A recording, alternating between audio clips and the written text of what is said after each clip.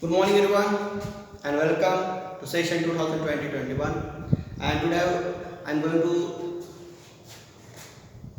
teach you the first lesson of history, historiography, development in the West. What is meant by historiography? Historiography means इतिहास लेखन. That is इतिहास लेखन. इतिहास लेखन means arrangement of past event in a chronological order, that is known as इतिहास लेखन. And there are different methods developed in the West. Many authors, many thinkers tell us about how to write the historiography in their way. So all this information we will learn in chapter. So first of all, we have to understand the history. What is history? So many of us think that history is a very boring subject, and it's very difficult for us to understand, gain or to recite all the years and dates and all about the different important activities, important events and all. So many of us think that history is a very boring subject, but actually history is not a boring subject, because history gives us different information, very important information gives us by our history. Just like, if I take example, when we got freedom. When you get freedom? We get freedom in 1947. 15th of August 1947. How we know that we get the freedom on 15th of August 1947? We all get informed. We know that by the history, because this date is written in the history. Many of us teachers, many books are there. In that books, it is written that India got freedom on 15th of August 1947. Just like, okay. The second example is there. When Shivaji Maharaj was born? If I ask question, when Shivaji Maharaj was born? So, could you give me answer? Sure. Shivaji Maharaj was born on 19th of February 1630.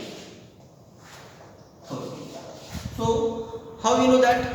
How could you know that Shivaji Maharaj was born on 19th of February 1630? Because we get this information by the book of history.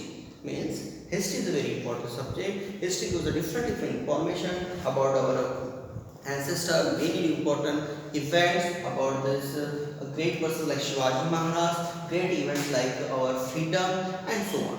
So don't think that history is a very boring subject at all. So there are different methods for historiography, but it is little bit different than other subjects. History is a little bit different than the other subjects.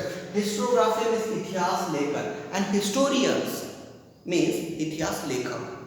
The person who written the book on the past event, it is known as historian, and the type of writing, it is known as historiography. Okay, so in the chapter we will learn about historiography development in the West. Many thinkers and authors put their views about historiography and all. So first of all, let's look at here.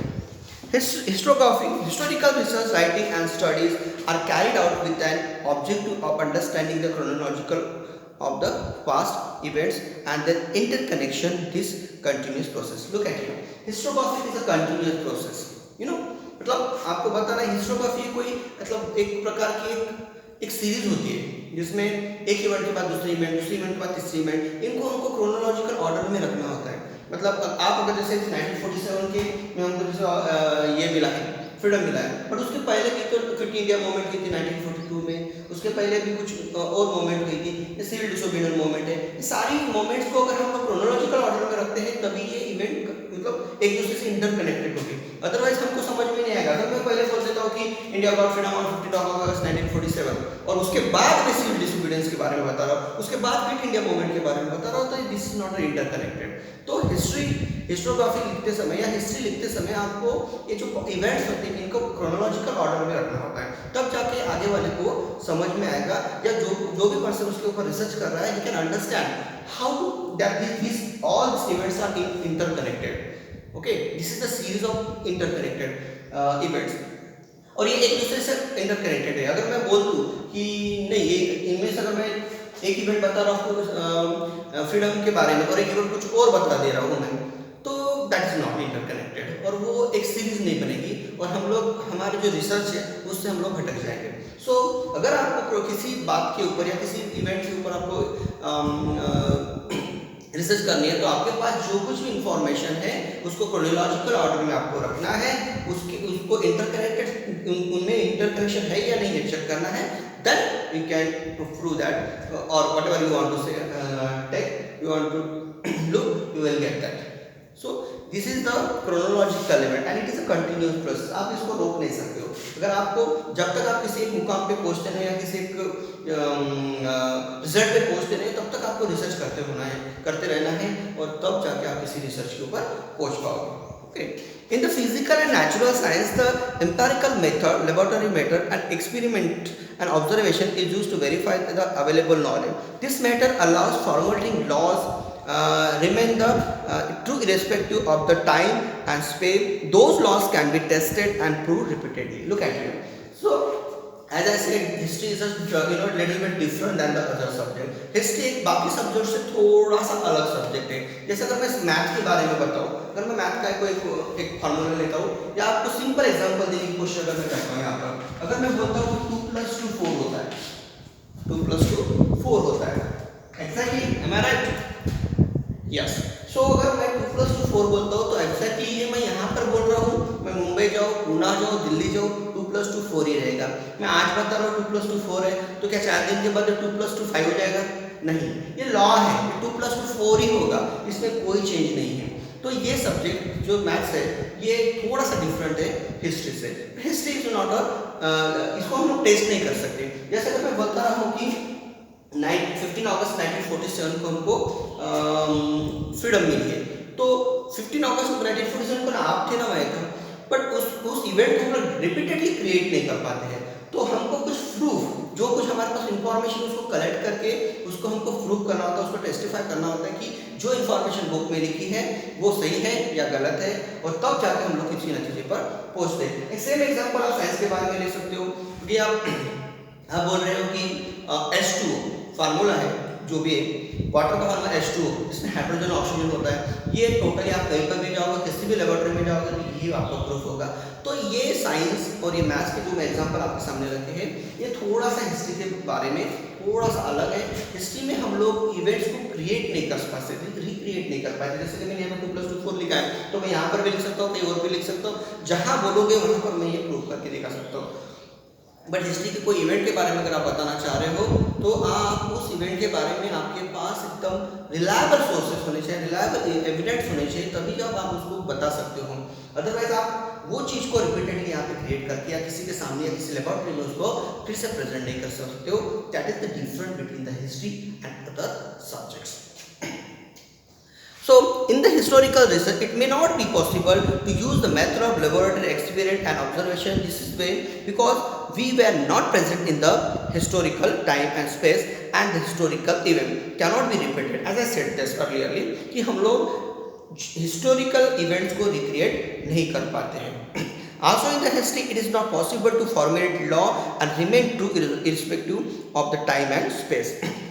इसी की तरह जैसे इसमें कुछ law भी बनते हैं, उस तरह का हिस्ट्री में हम लोग कोई लॉ नहीं बना सकते हैं, कोई लॉ नहीं बना सकते। अगर हमारे पास कोई एक आधा इवेंट है, जैसे कि अगर मैं बोल रहा हूँ कि ब्रिटिश गवर्नमेंट ने हमारे लिए बहुत कुछ अच्छी बातें की है, मैं बोल रहा हूँ कि भाई ब्रिटिश गवर्नमेंट ने स्कूल, मॉडर्न स्कूल स्टार्ट किए हैं, रेलवे स्टार्ट की है, तो ये एक अच्छी बात है हमारे लिए उन्होंने की है। बट अगर कोई नेक्स्ट पर्सन या कोई नेक्स्ट हिस्टोरियन अगर बताता है कि नहीं, दैट इज रॉन्ग, उन्होंने जितना हमारे लिए किया है उससे कई गुना हमसे लूट कर लेके गया, तो मेरा तो लॉ उन्होंने फेल कर दिया, मतलब मुझे रॉन्ग डिसाइड कर दिया, मुझे रॉन्ग प्रूफ कर दिया। इसका मतलब मैं जो एक चीज़ बता रहा हूँ, मैं या मेरी जगह पे कोई भी एक हिस्टोरियन है सपोज, और वो एक लॉ अगर वो प्रेजेंट करना चाहता है और उस लॉ को कोई दूसरा ब्रेक करता है, तो ये लॉ तो ब्रेक हो गया ना। इसको हम लोग बार बार हम लोग रिपीटेड ये नहीं कर सकते। जैसे कि ये हमने 2 + 2 4, मैं बोल रहा हूँ 2 + 2 4, कोई अगला भी इसको 2 + 4 ही बोलेगा, इसको रॉन्ग डिसाइड नहीं कर सकता है। जैसे मैंने अभी आपको एक एग्जांपल दिया था ब्रिटिश गवर्नमेंट का कि ब्रिटिश गवर्नमेंट हमारे लिए बहुत अच्छा करके गई, ये मैं बता रहा हूँ, ये मेरा लॉ है, मैंने डिसाइड कर दिया। बट अगर किसी हिस्टोरियन ने इसको प्रूव कर दिया दैट इज रॉन्ग, उन्होंने जितना हमको दिया उससे कई गुना हमसे लेकर गए हैं, तो मेरा तो लॉ गलत हो गया। तो that's the little bit difference between the history and other subjects. To begin, we need to expert who knows the languages and script of the historical document in order to read and understand its meaning. Also, the experts can examine an authenticity of the document by using criteria such as lettering style, author style of writing, manufacturing and manufacturing date, type of paper, stamp of authority, etc. Such a document is further scrutinized by historian with the help of the relevant historical references. Look at it. अगर मैं किसी एक चीज़ के ऊपर मैं research कर रहा हूँ तो मुझे उसके संदर्भ में सारी इंफॉर्मेशन, सपोज मुझे एक लेटर मिलता है किसी हिस्टोरिकल यहाँ से या बहुत पुरानी इवेंट से कोई एक लेटर मिलता है, तो मैं देखते बराबर ये बोल दूंगा नहीं कि ये लेटर इसके ज़माने का है, मुझे उसको पढ़ना पड़ेगा। जब मेरे को जितनी इन्फॉर्मेशन है मैं उतनी इन्फॉर्मेशन देखूंगा। उसके लेटरिंग स्टाइल, ये लेटरिंग स्टाइल किस ज़माने का था, इस तरीके से कौन लिखता था, इसकी मीनिंग क्या है, ये सारी चीज़ जब तक मैं प्रूफ नहीं कर पाऊंगा तब तक मैं ये नहीं बोल सकता हूँ कि दैट इज ट्रू। इसके लिए मुझे सारी सब एंगल से I have to check by all the angle that is it true or not, then I can explain that is true और I can prove that this event is happen in this era and in this king's era as well. So that is the little bit different between the other subject and history. अगर आप किसी letter से या कोई भी information आपके सामने आ रही है, मैंने अभी एग्जाम्पल आपको लेटर कर दिया है कि उसमें लिखने वाली जो शाई है, इंक, वो किस ज़माने की है, उसका जो पेपर का पैटर्न है वो किस ज़माने का है। हो सकता है इसके ऊपर एक आधा सील हो सकता है किसी किंग का, जैसे सील हुआ करता था, जैसे हमारे शिवाजी महाराज की राजमुद्रा हुआ करती थी, उस तरीके का कोई सील है क्या, वो मुझे चेक करना पड़ेगा। और उसके बाद जब मैं सब एंगल से उसको चेक करूँगा, कई सवाल मैं उनसे पूछूंगा वो डॉक्यूमेंट से कि नहीं ये ऐसा नहीं है, ऐसा वैसा, तो हर सवाल का जवाब मुझे जब एक ही आएगा कि no that is belong to Shivaji Maharaj era, तो मैं तब जाके बोल सकता हूँ कि this letter is belong to Shivaji Maharaj era in between 1630 to 1680 and on. तो ये that is the different between the history and other subject. और हिस्टोग्राफी मतलब इतिहास लेखन करते समय किसी भी हिस्टोरियंस को इन सारी चीज़ों का ध्यान रखना होता है। So in this period we had learned about the prime information of historiography development in the West. In the next period we will learn further information about the historian development in the West. Many authors put their views, their information by their books and all we will learn in the next period. Till then, thank you.